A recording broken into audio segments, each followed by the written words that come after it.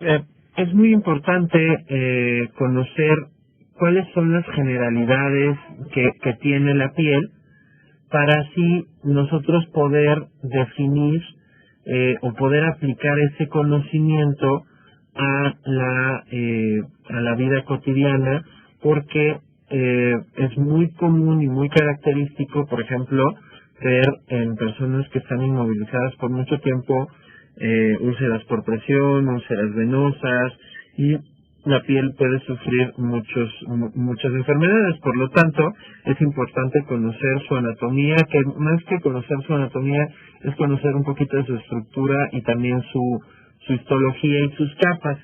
Entonces, normalmente se dice que que es el órgano más grande del cuerpo. En realidad, si lo tomamos como órgano, hay uno más grande que la piel, que es el endotelio. Eh, el endotelio es la capa de recubrimiento de adentro de los vasos sanguíneos.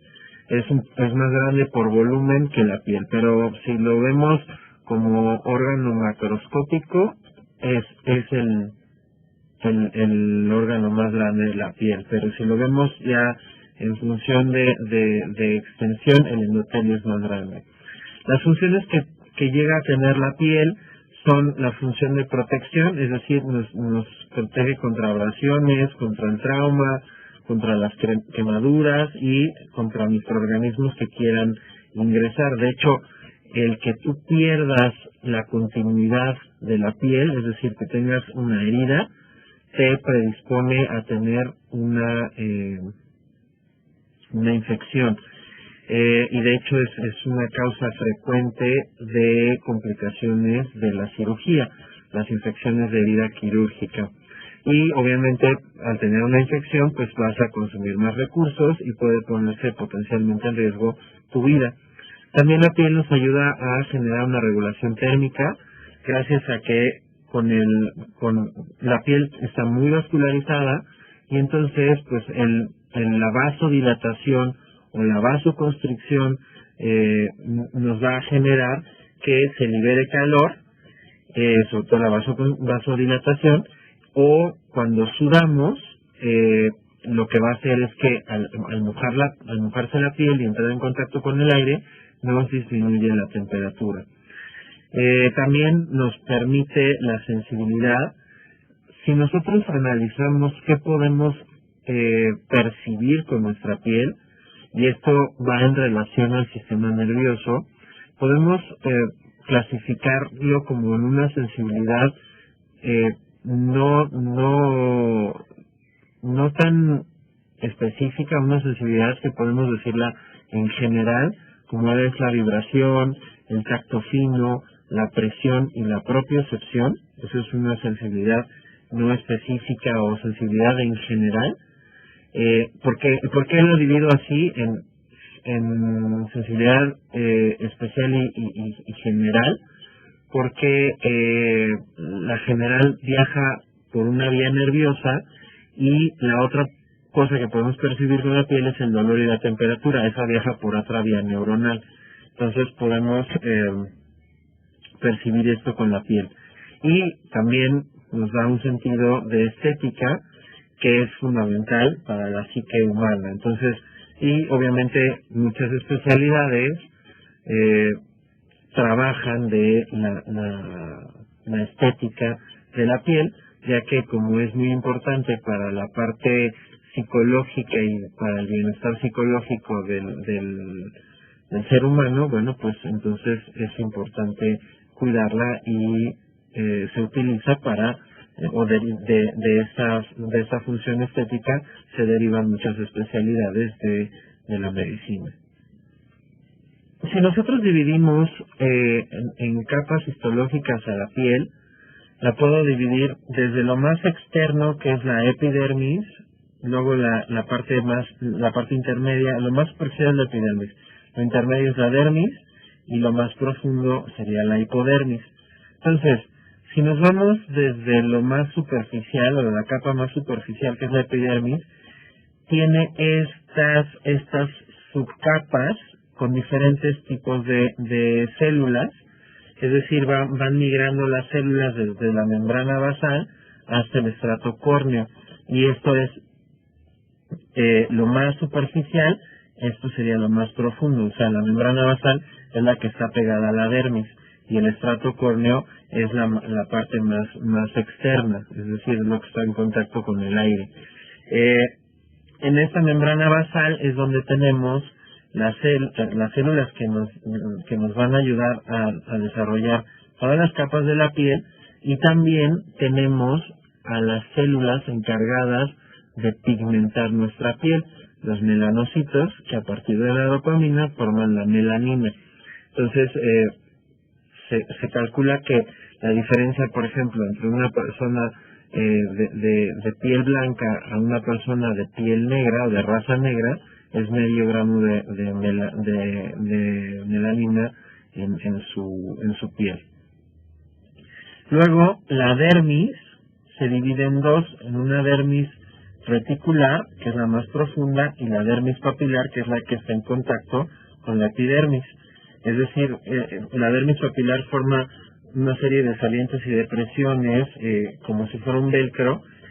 Tiene papilas, que son como unas salientes que encajan o embonan con la epidermis, y la dermis reticular es la que tiene los capilares dérmicos, es decir, la que tiene la mayor cantidad de vascularización, que es la que nos sirve. Estos capilares dérmicos son los que nos sirven para hacer vasodilatación, y cuando, por ejemplo, nos enrojecemos o nos enrojamos, es la dilatación de estos capilares dérmicos, y obviamente esta vasodilatación nos sirve para liberar calor y también nos ayuda para regular la temperatura. Y ya la parte más profunda es la hipodermis, que es que va a contener vasos sanguíneos, tejido adiposo, y ya entra en contacto con la capa más profunda, que es la fascia muscular. Esto ya es lo más profundo. Es importante señalar, o cabe destacar, que conocer estas capas nos va a ayudar a, por ejemplo, si lo aplicamos hacia la clínica, nos va a ayudar a poder definir la profundidad de una quemadura, por ejemplo. También, dependiendo de hasta dónde llegue de estas capas una úlcera por presión, pues va a ser su clasificación y tratamiento. No es lo mismo que se destruya la epidermis en una quemadura a que llegues hasta la hipodermis, donde también hay muchos receptores nerviosos, ¿no? Entonces es importante tomar en consideración estas capas. Si hablamos de características, si nosotros cortamos un pedacito de la piel, 1 centímetro cúbico de la piel, vamos a ver que tiene estas características que se presentan en amarillo.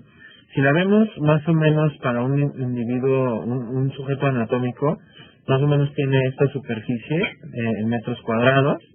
Vean cómo, cuando hice esta presentación, el sujeto anatómico pesaba de 70 kilos y medía unos 70.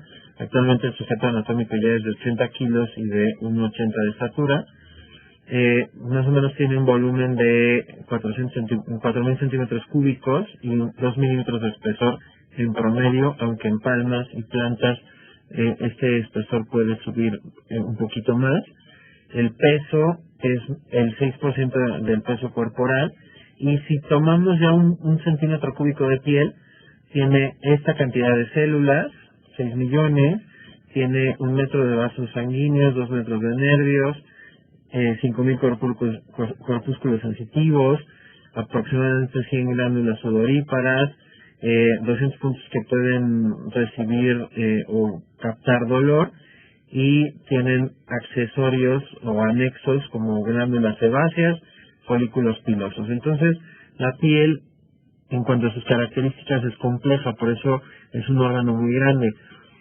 Si comparamos esto con el endotelio tiene un poco más de características, por eso se pelean el puesto entre ser el órgano más grande del cuerpo. Entonces, si nos fijamos aquí en este esquema de la piel, vamos a ver cómo la epidermis estaría aquí, es lo más superficial. Aquí estarían todas estas capas hasta el estrato córneo, hasta la membrana basal, y los melanocitos están aquí, en la transición entre este color más blanco, gris y el azul. Luego viene la dermis papilar, la dermis reticular, y ya viene la hipodermis. Entonces vean dónde está la vascularización. Es en la dermis reticular y en la hipodermis, y como por ejemplo los folículos pilosos están en la dermis reticular, que atraviesan toda la dermis papilar y la epidermis hasta salir ya a la superficie. Como las glándulas, que también son anexos de la piel, también se encuentran hacia acá y tienen sus conductos para poder generar el sebo. Bueno, las glándulas sudoríparas son estas, y las que están en el sebo están asociadas al folículo piloso para poder lubricarlo. Entonces, tomando en consideración este esquema, podemos saber, por ejemplo, si una úlcera es superficial o ya es profunda, o si una quemadura es de primero, segundo, tercer grado, dependiendo del espesor o hacia dónde llegue, o hasta dónde afecte esa úlcera, o hasta dónde afecte. También, por ejemplo, para clasificar las infecciones de las heridas quirúrgicas y su gravedad, no es lo mismo que se infecte la epidermis o la dermis papilar a que ya te llegue hacia la fascia. Esto ya es la fascia, ya es lo que está en contacto con los músculos. Entonces, una infección de todo el espesor de la piel que llega hasta la fascia puede llegar a contaminar la fascia y generar una fascitis necrotizante y complicarse un poquito más el panorama clínico del paciente. O lo mismo, no es lo mismo tener una quemadura superficial, que te vas a la playa, te asoleas y entonces pues destruyes un poco de tu epidermis, y ya es cuando a la semana se empieza a desprender esta epidermis, a que te caiga líquido caliente y penetre hasta lo más profundo, o te carbonice. Entonces ahí también depende de la profundidad el grado de la quemadura. Si hablamos entonces de la irrigación de la piel, tiene dos plexos vasculares que se conectan entre sí. De hecho, la piel recibe todo, más o menos el 30% del volumen circulante. Por eso, por ejemplo, cuando nosotros requerimos, que estamos teniendo una hemorragia, o que nos asustamos y necesitamos correr, entonces los músculos requieren más sangre. Por eso el sistema nervioso autónomo, si lo vemos de esta manera, como que la piel tiene el 30% del volumen circulante, podríamos decir que la piel nos funciona como un reservorio de sangre. Entonces, en el momento en el que nosotros nos asustamos, el sistema nervioso autónomo, específicamente el sistema nervioso simpático, lo que hace es hacer una vasoconstricción de todos estos vasos sanguíneos de la piel, para que así no le llegue tanta sangre a la piel, y esa sangre, que ese 30% de volumen, se pueda utilizar. Bueno, no todo el 30%, pero pon tú que un 20% se pueda redistribuir a la parte interna del organismo, y entonces sí tenga el organismo mayor disponibilidad de sangre. Por eso cuando nos asustamos nos ponemos pálidos. ¿Por qué? Porque los vasos sanguíneos de la piel vasoconstriñéndose para que se redistribuya esa sangre a órganos vitales. Y también como les digo, es un reservorio la piel de sangre, de agua y de electrolitos. También, hablando del agua y la piel, obviamente es un dato clínico que nosotros nos debemos de fijar cuando un paciente está deshidratado, está perdiendo volumen, y esto es muy, muy común en los niños. Los datos de deshidratación se reflejan en la piel. Entonces es importante tomar en consideración que es un buen reservorio de agua y que nos sirve a analizar su turgencia. La turgencia de la piel es si yo apachurro una zona de mi piel y regresa a su sitio normalmente, sin demorarse, pues quiere decir que tiene una adecuada turgencia. Pero por ejemplo, si yo la apachurro y se queda así como si yo apachurrara un trapo o un lienzo que está mojado y se queda así con los pliegues, quiere decir que está deshidratada. O si yo la apachurro y queda como una cazuelita, que eso se llama signo de godete. El anterior se llama signo del lienzo húmedo. Pues entonces quiere decir que si hay lienzo húmedo que está deshidratado, y si es, por ejemplo, hay un godete, que es con los godetes como los que se utilizan para ponerse la pintura para la gente que es artista, entonces quiere decir que hay mucho edema, o sea que está inflamado, que hay exceso de agua en la zona. Entonces por eso es importante analizar la piel o la superficie de la piel para ver su turgencia. Eso es en cuanto a las características generales de la piel, pero la piel tiene anexos, y hay varios. Están las glándulas cutáneas, que las puedo dividir en sebáceas, las sudoríparas apócrinas y écrinas, y la glándula mamaria es una glándula sudorípara modificada que va a aparecer en el ser humano, en el tórax, tanto en hombre como en mujer, y en los animales en una línea que se llama línea mamaria, que puede ir desde la zona de la clavícula hasta la pelvis. En el ser humano, todas esas glándulas sudoríparas no se desarrollan más que en el tórax. En otras especies mamíferas, sí, estas glándulas sudoríparas se modifican para formar a la glándula mamaria. Si hablamos de glándulas sebáceas, estas se van a encontrar en toda la superficie externa del organismo, excepto en palmas y plantas y en el dorso del pie. ¿Por qué no necesitamos glándulas sebáceas ahí? Porque si no tendríamos, con esta capa grasa, pues nos resbalaríamos o no podríamos tomar los objetos.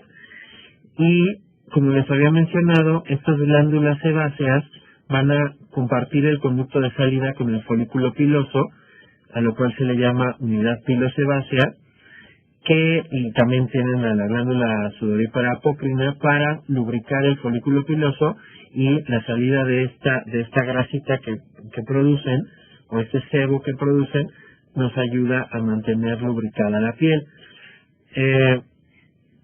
Entonces, dependiendo de la zona, va a ser la cantidad y el tamaño de las glándulas. Entonces, los lugares donde más sebo hay, es porque se necesita un mayor grado de lubricación. En donde no se necesita más grado de lubricación, pues las glándulas son pequeñas, y hay menos. Hablando específicamente de las glándulas sudoríparas apócrinas, están vinculadas con las sebáceas, pero hablando específicamente de estas, son estimuladas por hormonas sexuales. Estas se encuentran en axilas, en la región anogenital, conducto auditivo externo, en las areolas y en las palpas superiores. Entonces, estas son las glándulas que también se sabe que liberan ferormonas en otras especies, incluido el ser humano, para, por ejemplo, la atracción sexual. Por eso estas glándulas son estimuladas por las hormonas sexuales y se encuentran en esta región. Hablando de las glándulas sudoríparas écrinas, estas van a estar en todas las superficies cutáneas del cuerpo, menos en los genitales, pero en manos y pies son muy numerosas. Estas glándulas, por ejemplo, son las que cuando te pones nervioso hacen que suden los pies y las manos. Otros anexos que podemos tener son las uñas, que tiene una parte visible que se llama placa ungular y una parte pequeña oculta que es la raíz, que es a partir de la raíz de donde sale la parte blanca, la parte visible. Es semitransparente, pero tiene una coloración rosada porque la vascularización del tejido que está abajo es muy amplia. También cerca de la raíz hay una coloración blanca que se llama lúmnula, y alrededor de la misma tiene un rodete denominado rodete ungular, y se forma un surco que se llama surco ungular. Entonces, si vemos la imagen ahorita regresamos a esta, si vemos la imagen de la uña, lo que está cubierto es la raíz, y luego tengo la placa ungular. El lecho está acá abajo con una gran cantidad de vascularización, y aquí está el estrato córneo que cubre, entonces esto es lo que te quitan como cutícula, y alrededor de la uña tienes este surco ungular. Y si hablamos de, por ejemplo, el folículo piloso, vean cómo está la papila dérmica, que es la que mantiene al folículo unido, como tiene además asociado el folículo piloso una glándula sebácea para secretar ese sebo que te permite lubricar al pelo, y también está asociado al músculo erector del pelo, que ese es el que hace que se nos ponga como la piel de gallina o se erecte el folículo piloso. Y si hablamos, por ejemplo, de la estructura de las glándulas, vean cómo tiene el folículo piloso, tiene el músculo, asociado al músculo erector, como tiene una glándula sebácea y también tiene una glándula sudorípara apócrina. Entonces, por ejemplo, donde está que esas son las que son estimuladas por las hormonas sexuales. Entonces, en algunas zonas están tanto la glándula sebácea como la sudorípara apócrina conectadas al folículo piloso, sobre todo en genitales y axila, y en otros sitios donde no hay vello púbico, por ejemplo, o vello axilar, solo están las sebáceas. Y vean cómo la sudorípara ecrina está completamente, o tiene un conducto de salida diferente del folículo piloso.